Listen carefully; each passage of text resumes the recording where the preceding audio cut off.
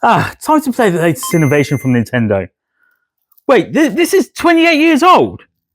And still nothing's changed? Oh, Nintendo. I think it's time we save this series. Game Freak, the Pokémon company and Nintendo are in deep waters. For years now they've been treading water, barely able to produce games that actually work on their hardware and aren't filled to the brim with bugs and glitches. And worse still, there are much smaller companies making Pokémon-a-Like games, even ROM hacks that are actually better than the original content. Which has led me to ask, how is this possible? How has $1 billion company become unable to keep up with individuals who have less experience in coding and less dedicated time to the cause? And can any of these features made by tiny developers save the Pokémon franchise before all fans lose all faith in Game Freak? The answer is yes. They can. Let me walk you through how, using ROM hacks and Pokémon-a-Like games. Nintendo, take notes.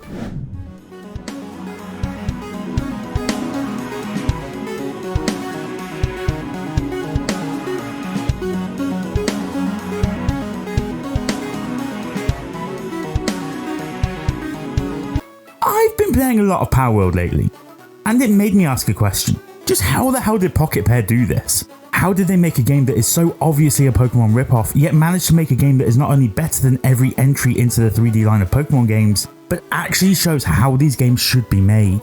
The buck doesn't just stop at Palworld though. People, fans of the series, have been making ROM hacks of Pokemon games since the days of Red and Blue.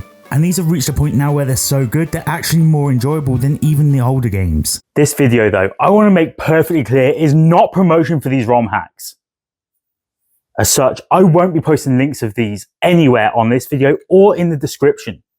So, there's no point in asking now, people, because it just won't happen. What I do aim to do though, with this video, is highlight where the Pokemon series is going wrong. And how we can fix it using resources that are already out there in the wild. So to do this, we need to look at a few areas. Developer crunches and how they've impacted Pokemon, including glitches and bugs. ROM hacks and the features that they have that could help fix the issues. Pokémon-a-Like games and their features that could add more to the Pokemon series. There's a decent amount to go through, so let's get on with it. Grab a cup of coffee and some biscuits. Slap the subscribe button and give me a massive thumbs up and get ready to fix them all. No? Too cheesy. Let's face facts here.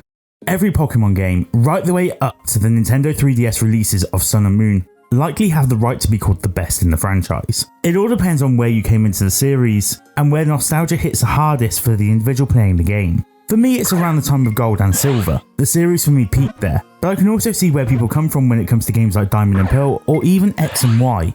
However, I think that when we said aloha to Pokemon Sun and Moon, the player base felt like this game wasn't quite on the same level as those that came before it. This was a surprise because it was the first step into something that everyone had been calling for years. A first 3D effort into the world of Pokemon, but the game made too many changes, and it was still a very linear effort despite the fact that they got rid of all of the gyms in favour of challenges, and set the game across several islands in order to open the gameplay up. These games added 81 new species of Pokemon, to an already bloated roster of 721. Game Freak would of course limit this, placing 301 Pocket Monsters into the game, but ultimately of the 81 that had been added, very few had the impact that say the creatures from Red and Blue, or even Gold and Silver would have. We often get an iconic Pokemon from each entry into the game series, aside from Red and Blue that managed to make 151 Pocket Monsters relatively iconic. Gold and Silver had Togepi, Ho-Oh and numerous others that would go on to reach a status of instant recognizability. When it came to Sun and Moon though, there's only a handful, and there's only one Pokemon that would live on in the memory of players going forward.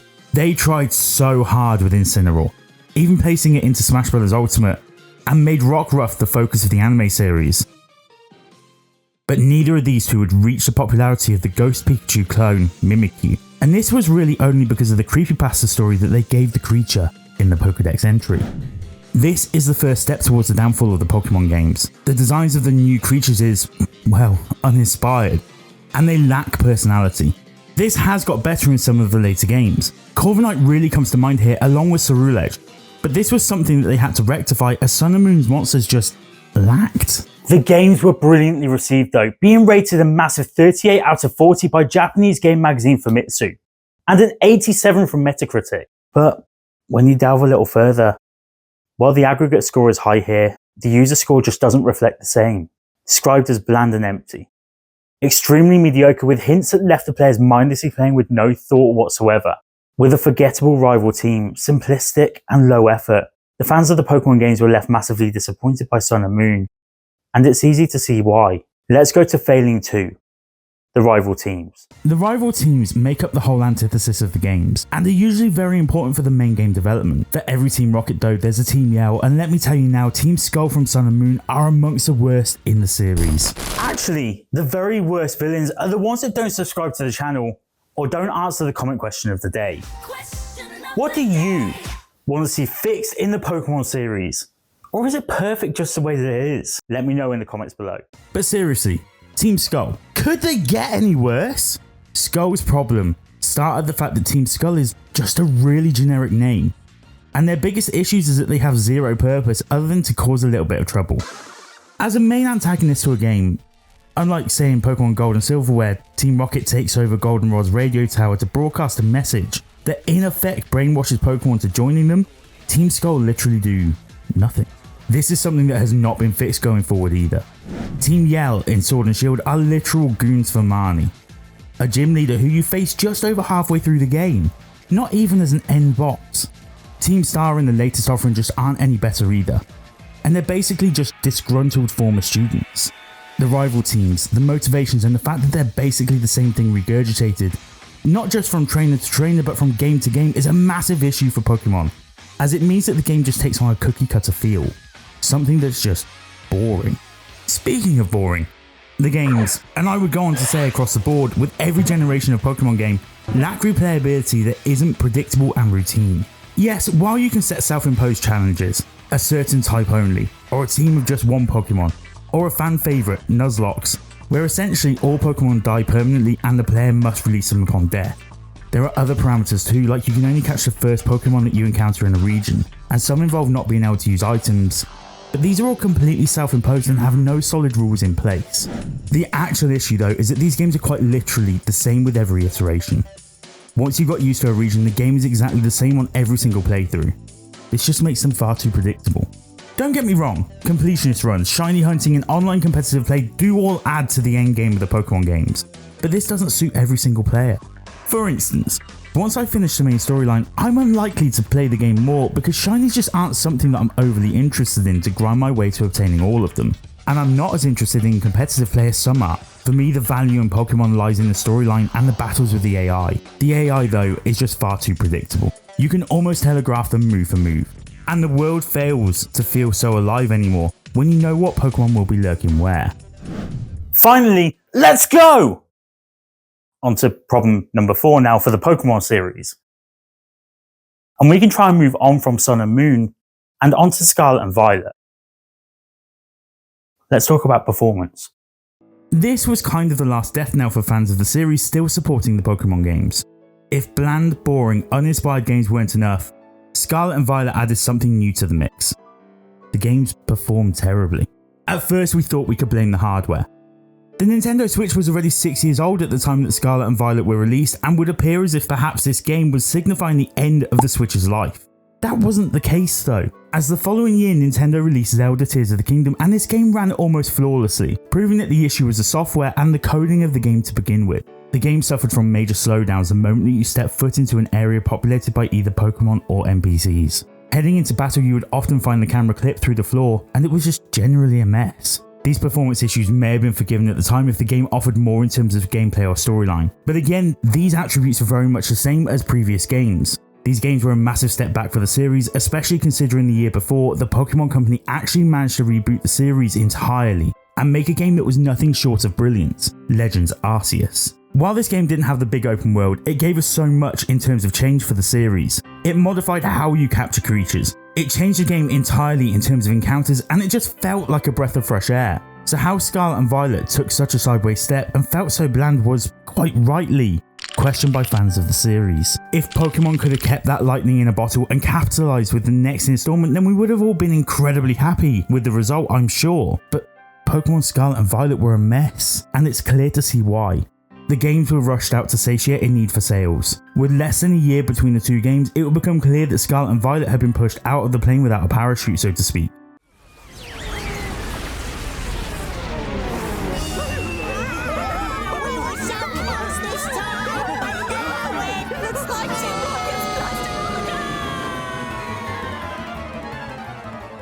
and were poor efforts.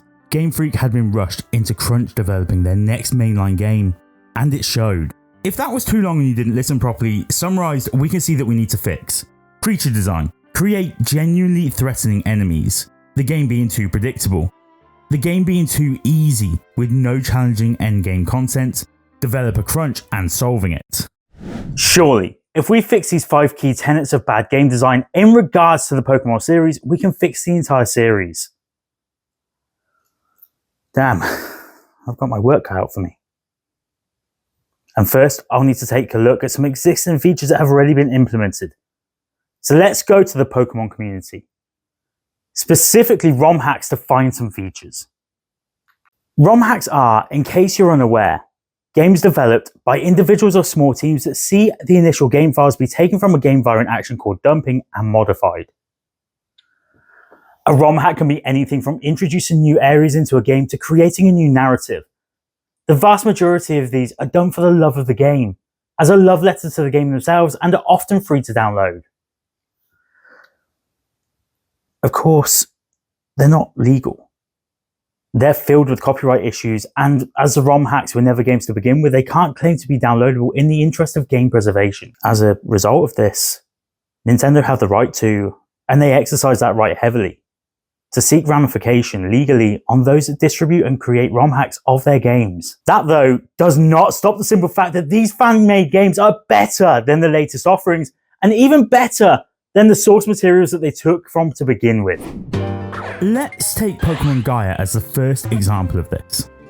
Most ROM hacks are created from the core of Fire Red and Leaf Green, and Gaia is no different in that, although you won't necessarily see it as Fire Red or Leaf Green with the amount of changes that Spherical Ice has made to the game.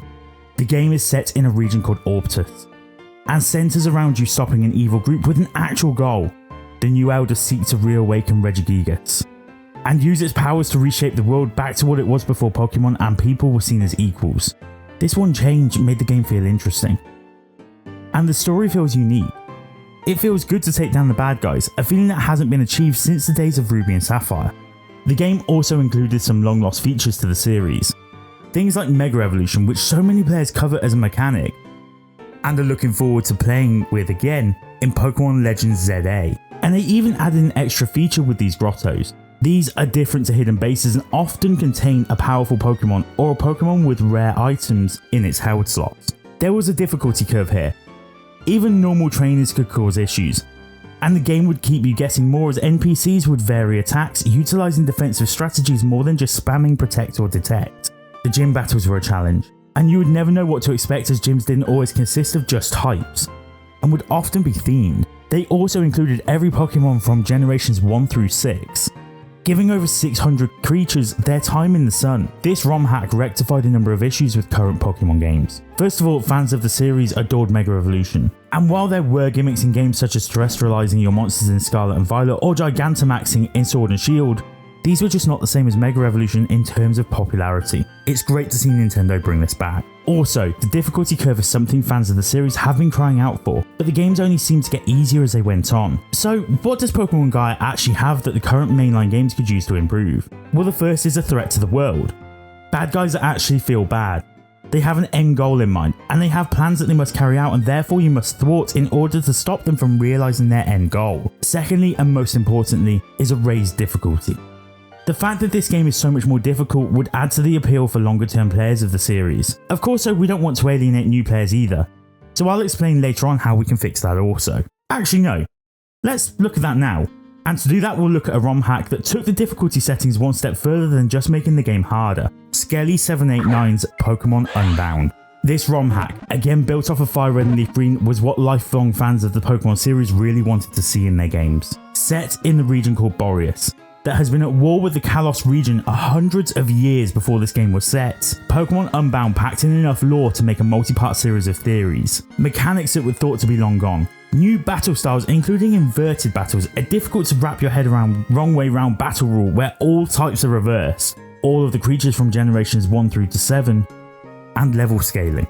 When Scarlet and Violet were announced, fans clamoured for level scaling as you could take on any gym at any time due to the open world design. Yeah, this would have made a lot of sense, but instead, Game Freak opted to keep with the normal progressive leveling system that just made it far too easy as you get to the end game. Unbound though, was a true challenge right the way throughout. Standard trainers were difficult, but when you got to the gym leaders, they would adapt to the battles, using defensive techniques, stat changes, and status-effective moves that competitive players would be proud of, as you could no longer rely on being over-leveled, and often the AI would switch out Pokemon that had a type disadvantage.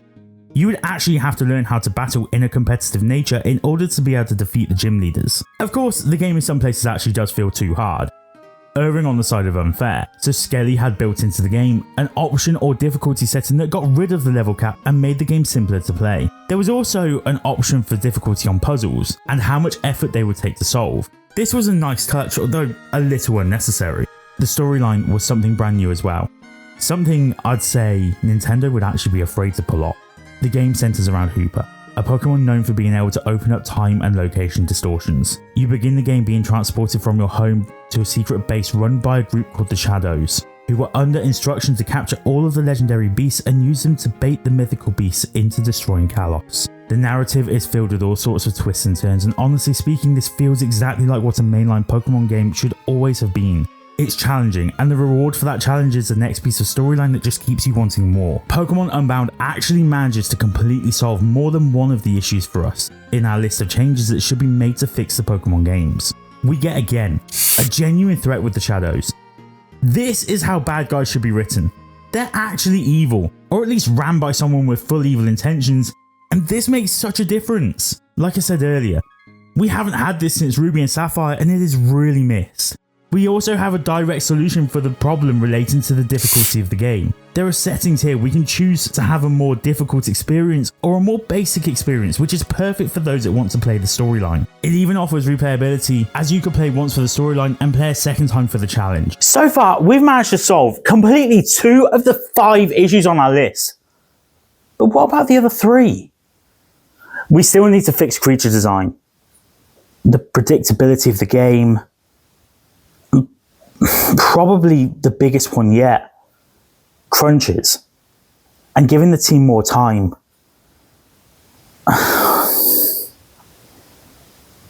No, I think I know exactly how we can fix these. We need more to do in our Pokemon games. We need more to see, more to catch, more variations in our battles. How about 200,000 different unique combinations of Pokemon, as we fuse them together with DNA splicers and face trainers with spliced Pokemon, making the whole experience something brand new. If that sounds like good fun, this is Pokemon Infinity Fusion, and it's completely bonkers. The game follows a graphically updated Pokemon Red or Blue storyline. It's exactly the same as Red and Blue, other than Team Rocket are causing trouble in relation to DNA spliced Pokemon, rather than just trying to catch the Clefairy at Mount Moon. Other than that, we're running our way through 8 towns, collecting 8 gym badges and challenging the Elite Four. The ROM hack in terms of storyline though wasn't built to be original. Oh no. It was built with one very simple thing in mind. These absolutely cursed abominations.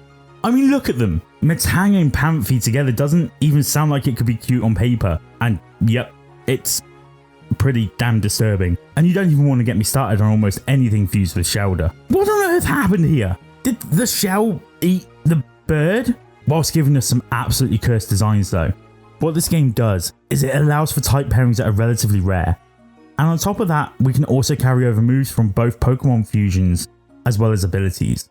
And this makes for some really interesting builds of Pokemon. Playing around with this, I fused my Cyndaquil and Paras together. The logic behind this was that if we fuse grass and fire types together, and the fusion takes on both of those types, we can eliminate the grass type weaknesses of fire, bug, steel and ice, and build in strength against water, ground and rock types by Cinderace learning grass type moves. What actually happened though is that we did all of that, plus built in status affecting moves such as Stun Spore and Poison Powder, making Cinderace a debuff machine. And that's the beauty of this ROM hack. The beauty isn't about playing Red and Blue for the 19th million time, it's about new experiences, new fusions, and therefore new Pokemon that you can use, and as a result new battle tactics. Not only that, but each fusion has 2 possibilities and both pick up on alternating types. So for instance, let's say you've got this fusion here of Wynaut and Sandygast. Combining the 2 will give us 2 possible outcomes depending on what we want as the main combining factor. If we choose this one, we've got a ground psychic type. In hindsight, this is the one I probably should have gone for, as while it meant that it would have been weak to 7 different types in grass, ice, water, dark, steel, ghost and bug, it would have also had considerable strength against 6 types in this game. rock, steel, fire, electric fighting, and a double effectiveness over poison. It also would have gained a pretty nifty resistance to electric. But instead, I went for this absolute fucking glass cannon. That's what you get for combining Psychic and Ghost. White Gas plays exactly how it looks, a lump of goo on the pavement. It's twice as weak to Dark and Ghost as it was before it started, and weak to Bug and Steel. At least it picks up, on account of it having Ghost in its typology, nullification of both normal and fighting types. While it's strong against just fighting, poison, and a type that it's weak against still in Ghost. But using it against a Ghost type is a recipe for a dead Wygast, as it takes 4 times damage on account of its double weakness. The combinations here are almost endless, and you can create yourself a really awesome team based on these fusions. They also have some really funny and unique fusion designs in the game as well, that definitely could be used in the mainline games.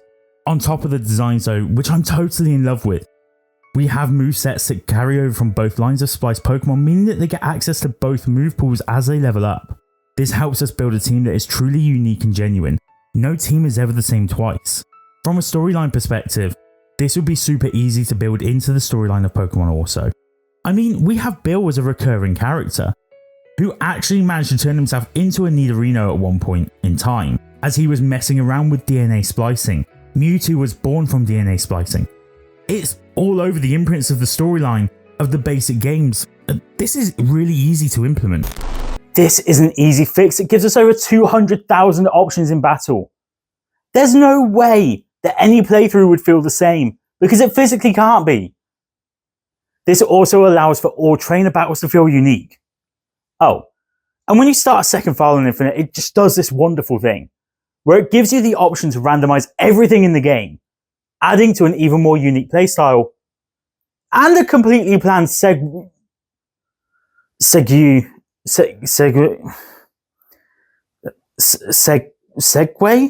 a stupid word. Anyway, Game Freak, are you listening yet? Because we need to talk about one of the biggest potential game changers to your core games. Let's get random. Essentially, with a randomizer, we take every item in the game. And in Pokemon's case, we take every Pokemon in the game and shuffle them around so that they appear in random locations. We also take trainers and randomize their Pokemon too. We could even go so far as to mix up Pokemon types, so a Pidgey could end up being a water type with Flamethrower, Thunder Punch, Psyshock and Slash. When we then mix up their base stats as well, it can entirely change the makeup of the game, making even the most basic trainers incredibly difficult to predict. And that's been a problem with the Pokemon games since even Generation 1. They can just be too predictable. I'm not going to cover every ROM hack that deals with randomizing because most of them have some elements of it, and the basis of it is the same no matter what.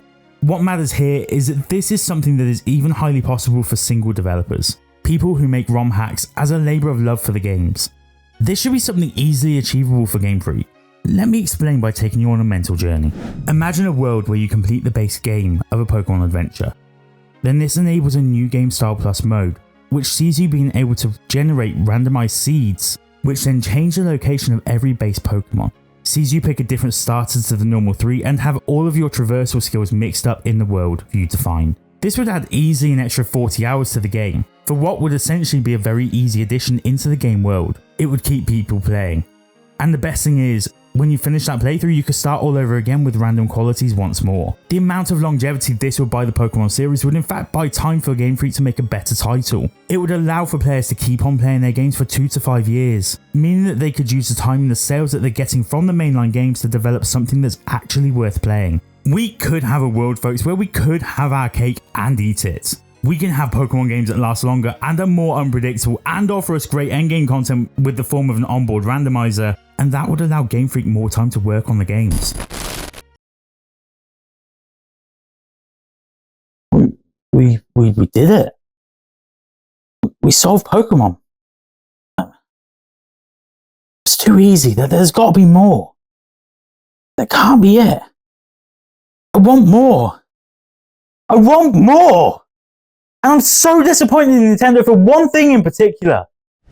I understand that we have the Switch titles, and don't get me wrong, they're okay as a first foray, but what I want and what a lot of Pokemon players want more than anything is a massive sprawling open world adventure in the vein of Legends Arceus that feels expansive and filled with life. This next game doesn't give us a fix for anything that Game Freak have caused, but rather adds to the game, changing the game's formula. Yes, there have been numerous titles that have done this in 2D. Nexomon is the best example of this. A fantastic 2D title that plays very much the same as the top-down sprite-driven Pokemon games of handheld glory. And then there's Temtem, which is a 3D take on the same thing, opening up a massive 3D world to the formula of catching monsters and battling. But this game has its limitations in that it always wants to be online, which means that if and when the servers get shut down, the game is rendered useless. We needed something to be able to be single player and multiplayer online. We needed something that would introduce us to a huge world, one filled with life. And it took until 2024 to get one, but we finally have one courtesy of Pocket Pair, the makers of Palworld. Palworld is a survival-based Pokemon-a-Like game. It's not a ROM hack, it's been created from the very ground up, but it is designed to look and feel a lot like Pokemon. You start off creating a character before moving off into the wilderness, which has now become overrun with pals, this game's version of Pokemon. Using the Unreal Engine, the game looks and feels a lot like a hybrid of Minecraft and Fortnite, with players needing to cut down trees and mine stone in order to create an area for a home base of sorts. From here, you can create your first Pal Spheres, or Pokeballs, and go catch yourself some pals. I'm not going to sugarcoat this, it's been showcased enough. The monsters in this game look very close to the designs of some Pokemon. For instance, there's this little green monkey here, a tansy that looks exactly like Grookey. Pengullet here is a dead ringer for Piplup, and Cativer, who looks like a palette swap Meowth. Had Pocket Pair not cleared this with copyright law, you could probably say there's grounds here for Nintendo to file a lawsuit. But to get away from it a slight, Pocket Pair eradicated evolution as a method for obtaining pals, so unfortunately your little creatures will never be able to evolve. But what they can do is something completely different to any of the Pokemon games. This game focuses a lot on the survival aspect of the game. You have to create your home base and mine, but that's not just where it stops. Everything in the game is crafted, and as time goes on you'll need more resources, but it's time consuming and mind numbing to get these on your own. This is where your pals and a little bit of slave labour come to play. You can set your pals to finish your creations for you. Not only that, but they can mine for you, they can also farm and cook, meaning that as long as you remember to set the activities, your monsters will do a lot of the work for you. So you'll have a lot more time to explore the world, exploring with your favourite pals. They also fight for you. This could be a little bit better in all truth, as it does feel a little bit clunky at times, and it would have been nice to be able to select every skill instead of just a special skill to use. But this can be looked past when you see the game for what it really is. A huge world to explore with a load of Pokemon-like creatures, and all of it is playable either just on your own or with a group of online players. Whilst online play was a big feature for Pokemon Scarlet and Violet, the game itself was poorly created, and the result was that the online play also ended up being a letdown. This gave Palworld the opportunity to excel and show Game Freak exactly how it was done, and did they ever? This game runs perfectly, and with very few drops in frame rate. It feels buttery smooth as you run through the wilds. The world feels expansive and exciting to explore, especially as you can only do so in stages to begin with due to the weather conditions being too cold for your character. Once you get some clothes or a fire type pal, then you're able to go on and explore at night also, opening up a realm of new pals that only come out during night. The pals that are in the wild all have different personalities, and this comes through wonderfully. Some will shy away from you and run, others will attack on sight. Some will run back to join others of the same species, and some will be relatively friendly. This is taken quite clearly from Arceus that has a similar sort of mechanic, one that works really well to give each monster type their own personality, adding charm to the game. Palworld is, at its heart, a Pokemon game made for the fans. Ripping on memes made by the community such as getting Pokemon to fight for you is just slave labour. It's less of a rip-off though, and more of an ode to the genre. A genre that, through lack of competition, has seen Game Freak get incredibly complacent over time. Palworld gives us the final piece of the puzzle. A world that you can get lost in. A final caveat on the fixes that Game Freak could, no, should implement in order to save their game series. When Pokemon Red and Green first launched, there was competition in the field. Not perfect competition, but the likes of Dragon Quest Monsters in 1998 and Digimon in 1999 certainly gave Game Freak something to consider. This meant that their next games would have to be great in order to keep Pokemon's position at the top of the genre. Time went on though, and competition fell away. While both Dragon Quest and Digimon are still going as franchises, their popularity has waned massively in comparison to Pokemon, and Game Freak can seem to do no wrong. as despite the game being broken, Pokémon Scarlet and Violet have sold over 23 million copies and are jointly the 7th most popular game by sales on the Nintendo Switch. This actually presents us with my very own endgame content on this video, a final issue that we need to overcome. Yes! I love endgame content! See, it's utterly useless suggesting all of these issues if Game Freak doesn't see the issue, and they only see that there's an issue with their games dropping popularity. So the final issue, the one that needs fixing probably the most out of all of the problems we've encountered so far, is us. As much as we all love the Pokemon games, we help cause the issues that we complain about so much, and we do it in one way and one way only, with our cold, hard-earned cash. We sit by and watch the Nintendo Direct that announced the games with all of its new features like online play and new Pokemon designs, and immediately buy into the idea. We listen to the critiques and the leaks as they come out, and we still choose to side with Game Freak, refusing to believe what's been put in front of us in terms of issues. We even watch footage of other players playing the game experiencing all of these issues firsthand, such as these terrible frame rates and awful glitches, and just need to know if we'll have these experiences ourselves, so we go out and spend a lot on these games. By the way, do you know how much I spent on my research for this video? The sum total of £20. No, I'm aware.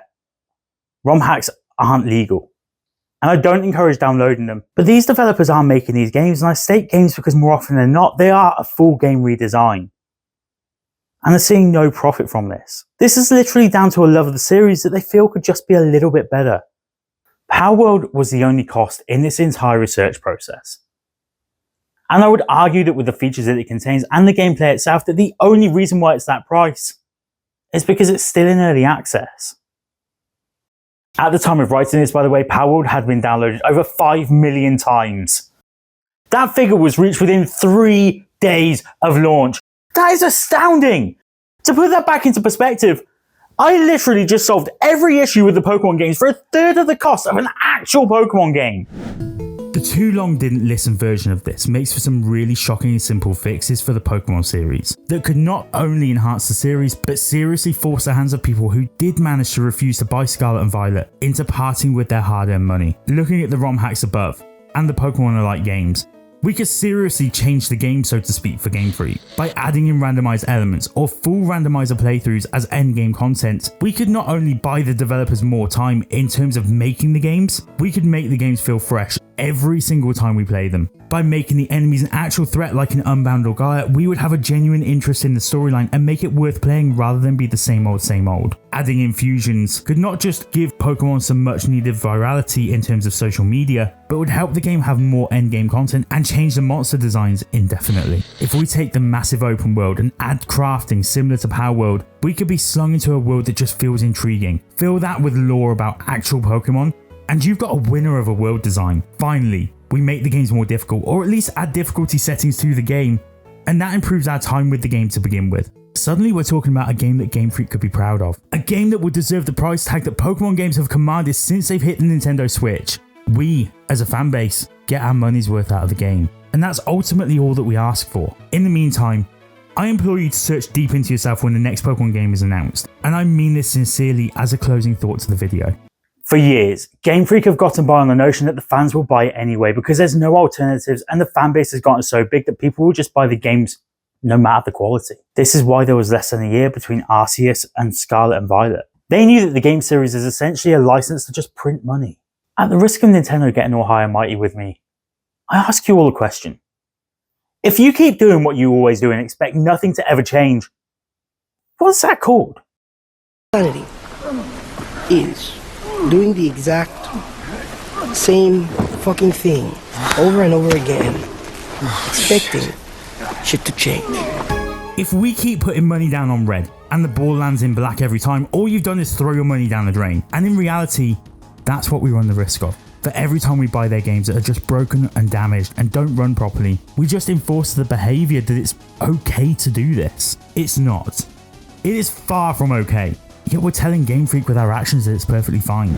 This doesn't mean that I'm telling you to not buy the next Pokemon game. Just consider this. Before pre-ordering the game, wait for the previews and reviews to come out. Wait to see what people playing the game actually think rather than what the developers want you to see. If the game looks up to code after that, then get your card out and type those magical numbers. And with that, I'd just like to take a few seconds to thank you all for watching. If you've enjoyed this, please consider supporting me on Buy Me a Coffee. Every little helps with being able to buy props, or just keep me fueled on caffeine. It honestly doesn't matter how big or small the contributions, they're all massively appreciated. The link is in the comments. Thank you so much for watching. Remember to get in the comments and tell me what you would like to see fixed and how you would go about doing it within the Pokemon series. I'll see you next time.